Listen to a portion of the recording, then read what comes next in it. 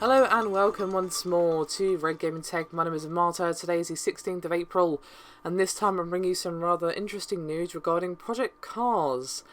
Some interesting news has surfaced regarding the PlayStation 4 and Xbox One versions, as both of these versions actually have PC-like graphics settings, which is something we basically don't ever see on console.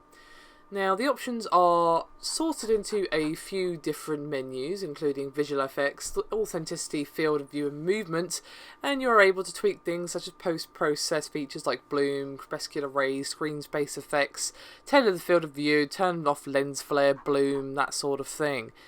Now, obviously, these sort of options are pretty much standard for any PC game. In fact, any PC game that didn't have any such options would be considered a pretty subpar PC version, for obvious reasons. But obviously, we basically just don't ever see this on console, and it's really nice to see. Now, obviously, Slightly Mad Studios, the guys behind Project Cars, have already confirmed the resolution and frame rate for the PS4 and Xbox One versions, that being 1080p 60 and 900p 60 respectively, but it's still nice to see that they're allowing people to actually customise their experience. For example, there's no motion blur here, at least not I can see, but if there was, I would be turning that off. I always turn that off on any PC games that I can because I personally just don't like motion blur. I would probably be turning the lens flare off and the bloom off just because I don't really like bloom or lens flare, to be honest with you. So even if it has no impact on performance because of course it's already running at 60, that's assuming of course it runs solidly 60, we just don't know yet.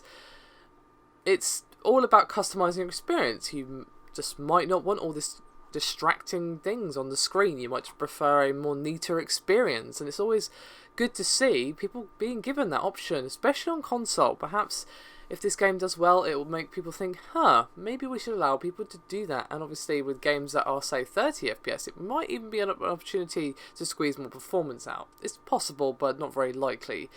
I don't know. Regardless of all of that, it's nice to see, and hopefully we'll see this in more games.